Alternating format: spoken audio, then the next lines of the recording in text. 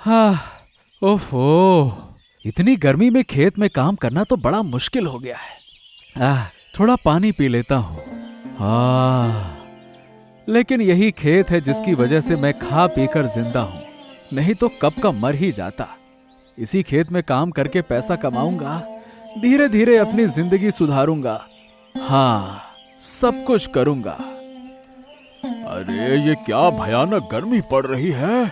आहा, इस गर्मी में महल के बाहर निकलने का मन ही नहीं करता, और वो भी इस खुले मैदान से होकर जाना पड़े। अरे वहां तो माधव काम कर रहा है, बहुत ध्यान से काम कर रहा है। चलो थोड़ा इसे परेशान करते हैं। इसी बहाने मन हल्का हो जाएगा। चलो चलो चलो। हाँ, नहीं नहीं नहीं, मुझे काम पर ध्यान देना चाहिए। अरे माधव बाबू, अरे ओ माधव बाबू, क्या कर रहे हो? खेत में काम कर रहा हूं मंत्री जी। क्यों, क्या हुआ? हर समय ये पूछना जरूरी है क्या कि क्या कर रहे हो, क्या है? ओहो हो, बड़ी हिम्मत आ गई है तुझमें, मेरे सामने मुंह चला रहा है, हैं? मैं मुंह कहां चला रहा हूं? मैं तो अपना काम कर रहा हूं। आप हमेशा मुझे परेशान क्यों करते हैं? मैं तो कभी आपके काम में दखल नहीं देता, तो फिर आप मुझे क्यों परेशान कर रहे हैं? हैं? अरे अरे अरे अरे, बड़ी बातें सीख गया है। सुनो, महारानी ने कहा है कि इन किसानों को ज्यादा सिर मत चढ़ाया करो। तुम लोग तो मामूली किसान हो, दिन भर खेतों में पड़े रहते हो, तुम्हारी कोई कीमत नहीं है। और अगर ज्यादा ऊंच नीच हुई ना, तो मैं महारानी से कह दूंगा, समझ गए? हाँ, सब समझ गया। जाइए जाइए, मुझे महारानी का डर मत दिखाइए, बात करते हैं। क्या? तो तुझे महारानी से डर नहीं लगता? रुक जा, मैं तेरा डर निकालता हूँ। अभी रुक जा, तू तो गया, देख अब तू। अरे ये क्या मेरे मुंह से निकल गया?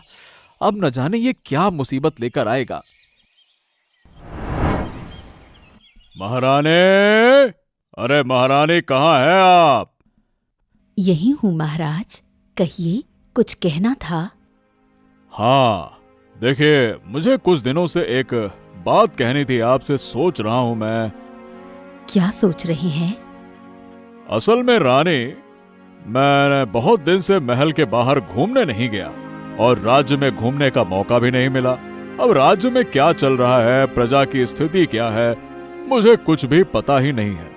इसीलिए सोच रहा हूं कि अकेले ही राज्य भ्रमण पर जाऊं और किसी प्रजा के घर में भोजन करूं। इससे प्रजा और मेरे बीच नजदीकी बढ़ेगी, उनके दुख दर्द मैं खुद समझ पाऊंगा और उनकी खुशियों में भी शामिल हो पाऊंगा। क्या कहती हैं आप? ये आप क्या कह रहे हैं? आप एक राजा हैं और आप मामूली प्रजा के घर भोजन करेंगे? नहीं महाराज, ये कतई नहीं हो सकता। हाँ पिताजी, आप क्या कह रहे हैं? अरे बेटी, तू आ गई? आजा आजा बेटा, आजा आजा। पिताजी, आप इस तरह मत जाइए, आप इतने बड़े राज्य के राजा हैं, आपको ये सब शोभा नहीं देता। नहीं नहीं नहीं नहीं रानी, मैं तो जाऊंगा ही। तुम लोग मुझे जितना रोकना चाहो रोक लो, लेकिन हम एक राजा हैं, राजा, और ये हमारा कर्तव्य है कि हम प्रजा के बीच में जाएं। अब शायद तुम लोग इसे ना समझो, इसलिए समझाना मेरा काम भी नहीं है। लीला, मैं आ गया, जरा पानी ला दो। अरे बहुत प्यास लगी है, बहुत गर्मी है। अरे बाप रे बाप, देखा भी नहीं जा रहा, इतनी तेज धूप है। लीला। हाँ जी, सच कह रहे हो, अभी तो इतनी गर्मी है, आगे पता नहीं क्या होगा। ये लीजिए, मैंने थोड़ा शरबत बनाया है। ओह हाँ, शरीर ठंडा हो गया। अरे तुम जैसा खाना बनाती हो वैसा ही ठंडा शरबत भी बनाती हो। आहा, पीकर मन खुश हो जाता है। हाँ, बस बस, अब हाथ मुंह धो लो, मैं खाना परोस रही हूँ। बहुत भूख लगी है ना? चेहरा देखकर ही लग रहा है एकदम सूखा सूखा लग रहा है। हाँ हाँ हाँ, बहुत भूख लगी है, अब जल्दी से खाना लगा दो बस। हाँ। ये लीजिए, खा लीजिए। हा हा हा हा हा, क्या शानदार खाना बनाया है, लाजवाब लाजवाब। काश मैं तुम्हारे लिए एक अच्छा होटल खोल सकता, लोग तुम्हारे हाथ का अमृत खाना खाते और अंदर से भर जाते। हाँ। बस बस चुपचाप खाओ, मुझे होटल वोटल कुछ नहीं चाहिए। मेरा तो सिर्फ एक सपना है। सपना? क्या सपना? यही कि हमारे राज्य के महाराज को अगर मैं अपने हाथों से बना हुआ खाना खिला पाती तो मेरा जीवन धन्य हो जाता। ओ, तो ये बात। अब देखो, ये मेरे बस में तो नहीं है, भगवान चाहेंगे तो जरूर होगा। और जब तुम इतनी इच्छा कर रही हो तो देखना, भगवान जरूर तुम्हारी ख्वाहिश पूरी करेंगे। हाँ, देखना। रानी माँ, अरे रानी माँ, रानी माँ। हाँ। क्या हुआ देवराज, तुम इतना हाफ क्यों रहे हो? कुछ कहना है क्या? हाँ रानी माँ, जानते हैं माधव की हिम्मत, उसकी हिम्मत तो बढ़ती ही जा रही है रानी माँ। क्यों? उसने क्या किया और तुम इतने हाफ क्यों रहे हो? अरे राजकुमारी, क्या बताऊं, आज जब मैं राजमहल आ रहा था तो मैदान में माधव से मुलाकात हो गई। मैंने बस सामान्य रूप से उससे पूछा कि क्यों भैया, काम काज कैसा चल रहा है, और उसने उल्टा मुझसे बकवास बातें करनी शुरू कर दी। जब मैंने उसे रोका और कहा कि मैं ये सारी बातें महाराज और महारानी को बता दूंगा, तो उसने महारानी आपके बारे में बहुत गलत बातें कही। माधव ने यहाँ तक कहा कि वो आपसे ना तो डरता है और ना ही आपका सम्मान करता है। ये कहा उसने आपके बारे में। क्या? माधव? मतलब वो मामूली किसान इतनी हिम्मत कर सकता है? उसने मेरे बारे में ऐसा कहा? माँ, हमें उसे सजा देनी चाहिए, उसे सामने से सबक सिखाना होगा। हाँ बेटा, तू बिल्कुल सही कह रही है।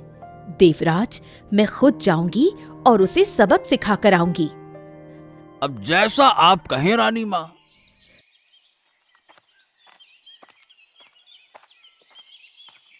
अरे माधव, कैसे हो?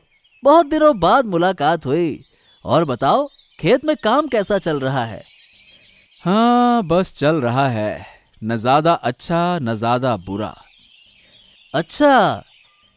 अच्छा, मैं अब चलता हूँ। अरे अरे अरे अरे, रुको माधव, अगर बुरा ना लगे तो क्या मैं जान सकता हूँ कि तुम्हें हुआ क्या है? मतलब इतने उदास, तुम्हारे चेहरे से ऐसा लग रहा है कि तुम किसी बात से बहुत ज्यादा परेशान हो। हाँ, दरअसल बात यह है कि आज जब सुबह मैं काम कर रहा था ना, तो देवराज मेरे पास आया। अब तुम तो जानते हो इतनी गर्मी में काम करना कितना मुश्किल होता है, और ऊपर से वो आकर बेकार की बातें करने लगा, जिससे कि मेरा दिमाग ही खराब हो गया। गुस्से में मुझसे निकल गया कि मैं महाराज और महारानी से नहीं डरता। बस फिर क्या था, उसने मुझे बहुत कुछ सुना दिया और धमकी देकर चला गया कि वो मुझे देख लेगा। ओह, तो ये बात है। सही बताऊं तो वो देवराज किसी का भला देख ही नहीं सकता। तुम तो जानते हो उसका स्वभाव। सिर्फ इसीलिए कि वो महामंत्री है, कोई उससे कुछ कह नहीं सकता, नहीं तो वो कब का उसे राज्य से बाहर निकाल दे। खैर चलो, तुम चिंता मत करो, ऐसा कुछ नहीं होगा। हमारे राजा बहुत अच्छे हैं, वो जो भी करेंगे सोच समझ कर ही करेंगे, निश्चिंत रहो। अरे बाप रे बाप, कितनी तेज गर्मी पड़ रही है, मैं तो थक गया घूमते घूमते। चलो किसी प्रजा के घर दोपहर का भोजन कर लिया जाए, लेकिन किसके घर जाऊं, किसके घर? आसपास में यही सबसे नजदीक है, चलो यहीं चलता हूं, देखता हूं ये घर किसका है। कोई है? अरे कोई घर पर है क्या? हाँ, आ रही हूँ। अरे महाराज, आप, ये मेरा कितना बड़ा सौभाग्य है कि आप स्वयं मेरे घर आए हैं। आइए आइए, अंदर आइए।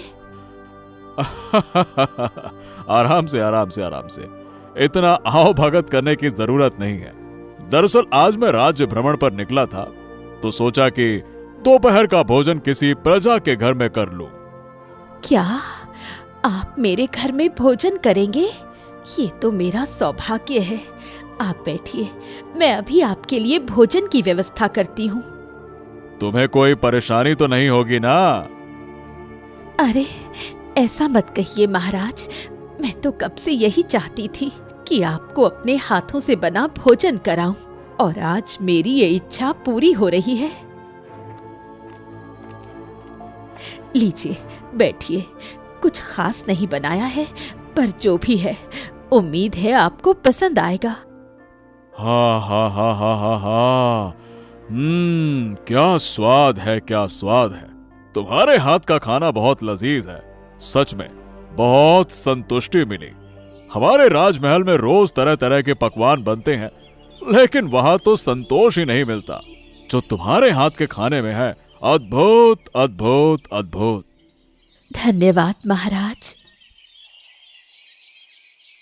अरे कहाँ हो माधव? अरे भाई बाहर आओ, बाहर आओ, जरा हमें दर्शन तो दो। माधव! अरे देवराज बाबू, आप मेरे घर भी आ गए मुझे परेशान करने के लिए, हैं? खबरदार माधव, तुम्हारी हिम्मत देखकर मैं दंग रह गई हूँ। ये देखिए महारानी, आपके सामने भी ये मुझसे इस तरह से बात कर रहा है। सोचिए, जब आप नहीं थी तब इसने मुझे क्या क्या नहीं कहा होगा। हैं? नहीं नहीं नहीं नहीं नहीं नहीं महारानी, मैंने कुछ नहीं कहा। देवराज बाबू ही मुझे बार बार परेशान करने आए थे, इसीलिए गुस्से में दो चार बातें बोल दी। अगर इससे आपको अपमान महसूस हुआ हो तो मैं क्षमा चाहता हूँ, कृपया मुझे माफ कर दीजिए। माफी? माफी तो तुम्हें नहीं मिलेगी। तुमने सुबह देवराज को बहुत बुरा भला कहा। तुम्हारी किस्मत अच्छी थी कि मैंने ये बातें महाराज को नहीं बताई। अगर बताती तो तुम्हारी क्या हालत होती तुम सोच भी नहीं सकते। देवराज बाबू ने आपको झूठ समझाया है महारानी। चुप रहो। कौन झूठ बोल रहा है और कौन सच, मैं अच्छे से जानती हूँ। हाँ, कृपया मुझे माफ कर दीजिए महारानी, मैं क्षमा प्रार्थी हूँ। माफी तुम्हें नहीं मिलेगी, और हाँ, तुम्हारी सजा ये है कि आज से तुम्हारी सारी जमीन तुम्हारी नहीं रही। कल से अगर तुम्हें वहां देखा गया तो तुम्हें जीवन भर के लिए कैद में कर दिया जाएगा। तुम आ गए। सुनो ना, आज जो हुआ उसे सुनकर तुम खुशी से पागल हो जाओगे।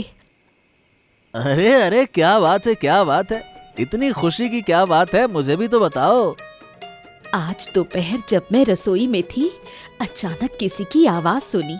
बाहर जाकर देखा तो समझो कौन था। कौन था?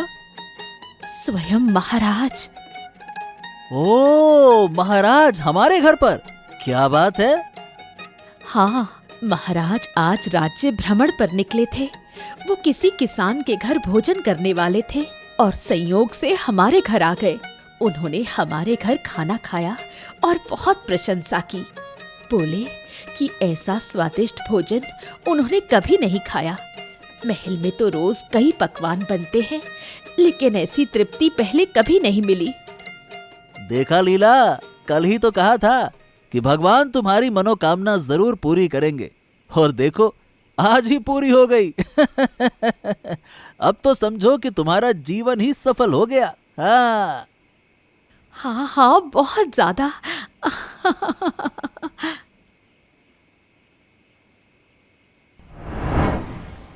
अरे, आप लौट आए।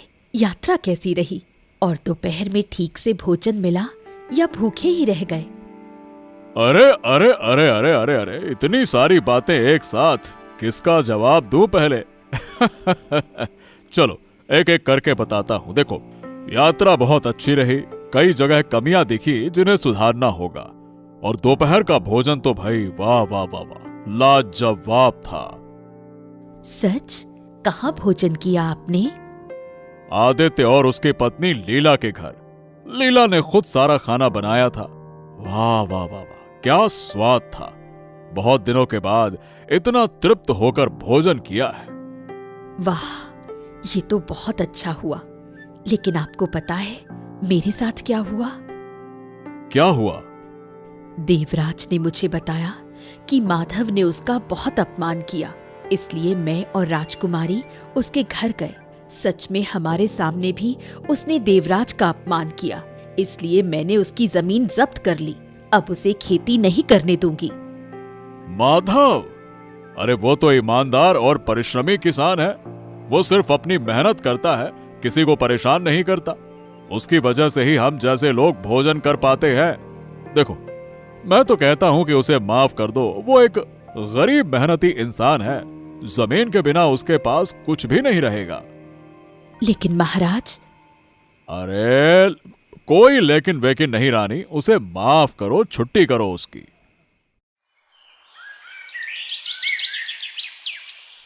मुझे नहीं पता कि अब मुझे क्या करना चाहिए। अरे कैसे जिंदा रहूं? वो जमीन ही तो मेरी सब कुछ थी। जो भी पैसा आता सब खेती में लगाता था। अब अगर मेरी आखिरी उम्मीद वही जमीन मुझसे छिन गई तो मैं कैसे जीऊंगा, कैसे जीऊंगा? मरने के अलावा कोई तरीका नहीं है। अरे अरे अरे, क्या हो गया माधवदा? तुम यहाँ अकेले बैठे रो क्यों रहे हो? अरे तो और क्या करूं मैं, अब क्या करूं? अरे माधवदा, बस बस बस बस, शांत हो जाओ। क्यों रो रहे हो? क्या हो गया? और तुम मरने की बातें क्यों कर रहे हो? बताओ मुझे, क्या बात है? अरे कैसे मैं जीऊं? मेरी जमीन, मेरी आखिरी उम्मीद उस देवराज ने छीन ली। मैंने तुमसे कहा था ना कि देवराज जरूर कुछ करेगा, और उसने सचमुच अपने वादे को निभाया।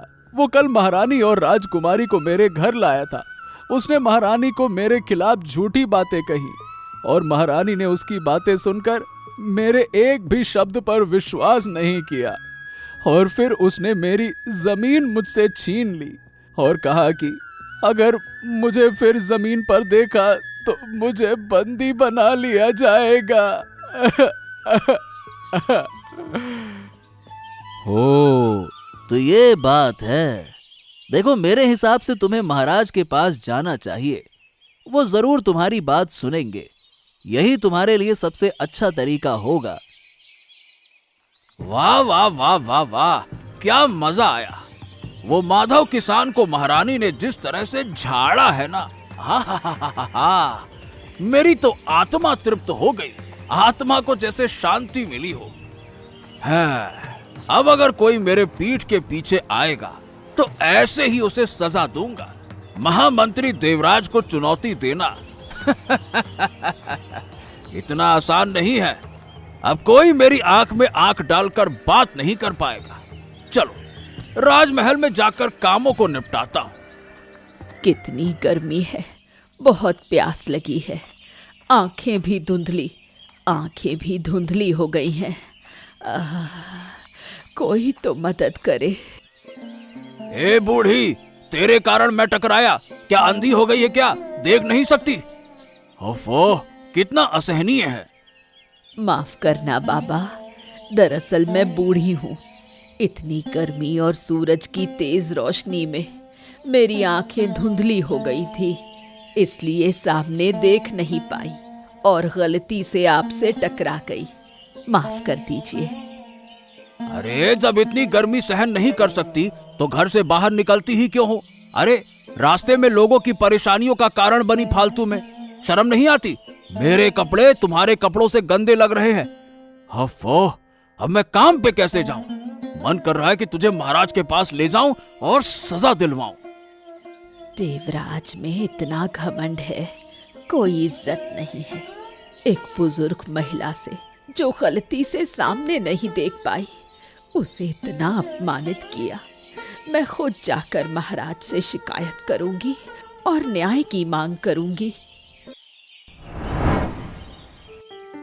प्रणाम महाराज, मुझे आपसे एक शिकायत करनी है। आज मुझे बहुत अपमानित किया गया। मेरे राज्य में एक बुजुर्ग का अपमान? किसने किया यह काम? आपके महामंत्री देवराज ने। जब मैं दोपहर में घर लौट रही थी, उस समय सूरज की तेज रोशनी में मेरी आंखें धुंधली हो गई। इस कारण से मुझे ठीक से सामने दिखाई नहीं दिया और गलती से मैं देवराज से टकरा गई और इस छोटी सी भूल के लिए देवराज ने मुझे बहुत कुछ कहा। महाराज, आप कृपया कुछ करें। हाँ महाराज, महामंत्री देवराज तो लोगों को नुकसान पहुंचाने और बुरा करने के अलावा कुछ नहीं कर रहे। हाँ महाराज, जब मैं खेतों में काम कर रहा था तो देवराज मुझे बेवजह तंग कर रहा था, और जब मैंने काम की वजह से उसे एक दो बातें कह दी तो वो मुझे महारानी का डर दिखाने लगा। फिर अगले दिन महारानी खुद आकर मेरी जमीन ले लेती हैं, और मैं समझ गया कि इसमें महारानी का कोई दोष नहीं है, क्योंकि देवराज ने शायद महारानी की कान भरे हैं, उनसे झूठी बातें बोली हैं, सब झूठ बताया होगा। तुम दोनों की बातें सुनकर मैं समझ रहा हूं कि देवराज ने बहुत गलतियां की हैं। मैं उसे जरूर चेतावनी दूंगा, और माधव, मैं तुम्हें तुम्हारी जमीन वापस दिलवाऊंगा, और बूढ़ी मां, मैं आपसे माफी मांगता हूं। माँ, जानती हो दरबार में क्या हुआ? क्या हुआ राजकुमारी? माँ, हम कल उस माधव किसान के घर गए थे ना, वही माधव और आदित्य आए थे, और उनके साथ एक बूढ़ी माँ भी थी।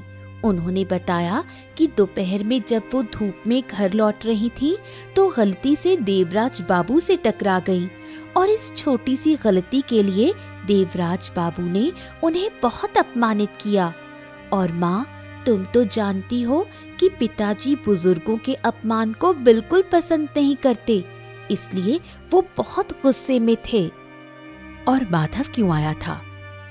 और हाँ, माधव किसान ये बताने आया था कि आपने उसकी जमीन हड़प ली है, लेकिन इसमें तुम्हारी कोई गलती नहीं है, क्योंकि देवराज बाबू ने ही तुम्हें माधव के खिलाफ झूठी बातें बताईं। आदित्य ने भी यही कहा। इतने लोग एक साथ झूठ नहीं बोल सकते। जरूर इस मामले में देवराज की गलती होगी। इस बात की तह तक जाना होगा। माँ, क्या सोच रही हो? नहीं, कुछ नहीं। और पता है, पिताजी ने माधव को उसकी जमीन वापस कर दी। अच्छा किया, मैं भी यही सोच रही थी। उस दिन मैंने भी कुछ ज्यादा ही कठोरता दिखाई थी। प्रणाम महाराज, प्रणाम प्रणाम प्रणाम। सुप्रभात सुप्रभात। बहुत खुश लग रहे हो देवराज, क्या बात है? मैं तो हमेशा ही खुश रहता हूं महाराज, इसमें नया क्या है? हाँ हाँ हाँ, खुश तो रहोगे ही। लोगों को परेशान करने और उनका अहित करने के अलावा तुम्हारे पास और तो कोई काम है नहीं। मतलब आप ये क्या कह रहे हैं महाराज? क्या मैंने कोई गलती की है क्या? कल मेरे पास वो बूढ़ी आई थी जिन्हें तुमने सिर्फ टकराने की वजह से बहुत अपमानित किया, और माधव किसान भी आया था जिसकी जमीन तुमने षड्यंत्र करके छीन ली। मैंने तुम्हें इस राज्य का महामंत्री बनाया है। अगर तुम इसी तरह करते रहे तो मुझे राज्य के लिए कोई और महामंत्री ढूंढना पड़ेगा, समझ गए? महाराज, इन्हें क्षमा कर दीजिए, गलती हो गई, लेकिन इंसान से ही तो भूल होती है। तुम चुप रहो, तुम्हारी ही शय पर महामंत्री इतना बढ़ गया है। मुझे क्षमा कर दीजिए महाराज, ऐसी गलती दोबारा नहीं होगी। मुझे क्षमा कर दीजिए महाराज, क्षमा कर दीजिए। हाँ, और एक बात याद रखना, अगर दोबारा ऐसी कोई खबर मिली तो उसी दिन से मैं तुम्हें महामंत्री पद से हटा दूंगा, समझ गए? लीला, अरे ओ लीला, कहाँ हो? महाराज, आप आइए। अजी, सुनते हो? देखो कौन आए हैं। अरे महाराज और महारानी, आप दोनों स्वयं हमारे घर पर आए हैं। आइए आइए आइए आइए आइए आइए, बैठिए बैठिए बैठिए। अरे, इतनी भागदौड़ करने की जरूरत नहीं। असल में महाराज जिस दिन यात्रा पर निकले थे, उस दिन दोपहर में इन्होंने लीला के हाथों का बना भोजन किया था, और राजमहल लौटकर इतनी तारीफ की तो मैं भी खुद को रोक नहीं पाई और चली आई खाने। और रानी तो रोज रोज राजमहल का खाना ही खाती हैं, तो सोचा इसका भी स्वाद बदलना जरूरी है, इनको भी तुम्हारे हाथ का खाना खिलाता हूँ। बहुत अच्छा किया रानी माँ। मैं बहुत खुश हूँ कि आप दोनों हमारे घर आए। अरे पहले ये बातें बाद में करना, पहले खाना ले आओ। मैं महाराज और महारानी के बैठने का इंतजाम करता हूँ। आइए ना, आइए आइए, बैठिए बैठिए। लीजिए महाराज, लीजिए रानी माँ, खाना खाइए।